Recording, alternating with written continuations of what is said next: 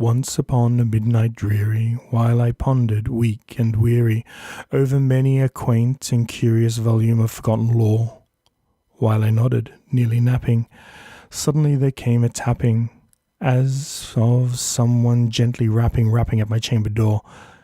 "'Tis some visitor," I muttered, tapping at my chamber door. Only this, nothing more. Distinctly I remember it was in the bleak December, and each separate dying ember wrought its ghost upon the floor.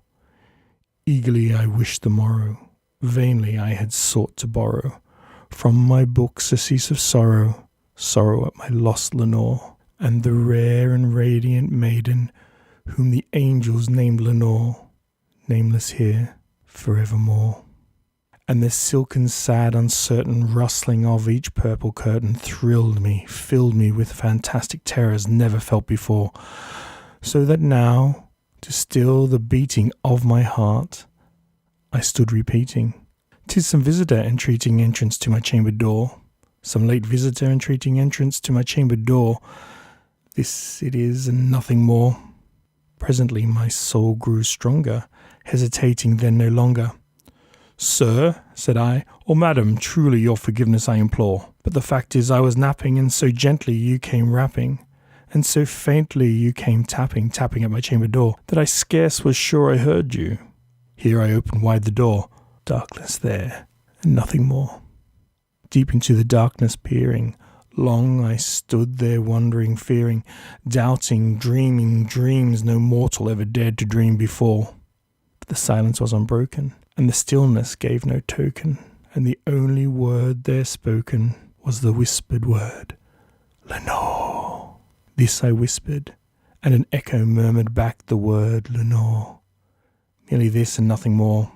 Back into the chamber turning, all my soul within me burning, soon again I heard a tapping somewhat louder than before.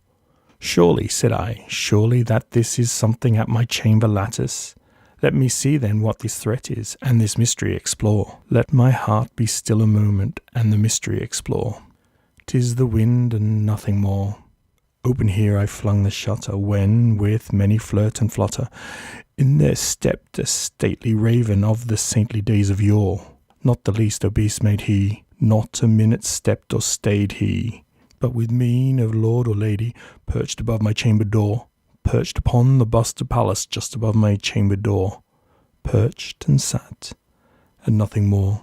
Then this ebony bird beguiling my sad fancy into smiling, by the grave and stern decorum of the countenance it wore. "Though thy crest be shorn and shaven, thou," I said, "art sure no craven, ghastly grim and ancient raven, wandering from the nightly shore. Tell me what thy lordly name is on the night's Plutonian shore." Quoth the raven, "Nevermore." Much I marvelled this ungainly fowl to hear discourse so plainly, though its answer little meaning, little reverence he bore. For we cannot help agree that no living human being ever yet was blessed with seeing bird above his chamber door, bird or beast upon the sculptured bust above the chamber door, with such a name as Nevermore. But the raven sitting lonely on the placid bust spoke only the one word, as if his soul in that one word did outpour. Nothing farther than he uttered, not a feather then he fluttered, till I scarcely more than muttered, "Other friends have flown before, on the morrow he will leave me, as my hopes have flown before." Then the bird said, "Nevermore," startled at the stillness broken by reply so aptly spoken. "Doubtless," said I, "what it utters is its only stock and store, caught from some unhappy master from the merciful disaster, followed fast and followed faster, till his song one burden bore, till the dirges of his hope that melancholy burden bore of nevermore." But the raven still beguiling all my fancy into smiling, straight I wheeled the cushioned seat in front of bird and bust and door. Then upon the velvet sinking, I betook myself to linking fancy unto fancy, thinking what this ominous bird of yore, what this grim, ungainly, ghastly, gaunt, and ominous bird of yore meant by croaking "Nevermore."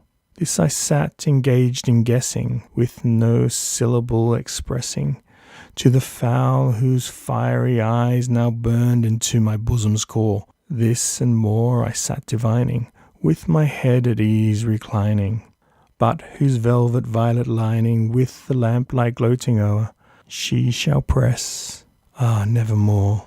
Then methought the air grew denser, perfumed by an unseen censer, swung by seraphim whose footfalls tinkled on the tuffed floor. Wretch, I cried, thy God hath lent thee, by these angels he hath sent thee, respite, and nepenthe, from thy memories of the Nore. Quaff, oh quaff these kind nepenthe, and forget this lost Lenore. Quoth the raven, nevermore. Prophet, said I, thing of evil, prophet still, if bird or devil, whether temper sent or whether tempest tossed thee here ashore, desolate yet all undaunted, on this desert land enchanted, on this home by horror haunted, tell me truly, I implore, is there balm in Gilead? Tell me, I implore. Quoth the raven, nevermore.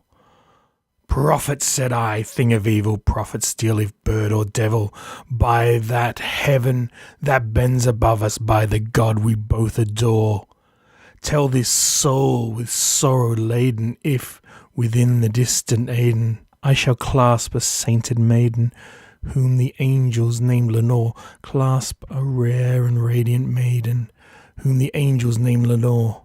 Quoth the raven, nevermore. Be that word or sign or parting, bird or fiend, I shrieked up starting, get thee back into the tempest and the night's Plutonian shore.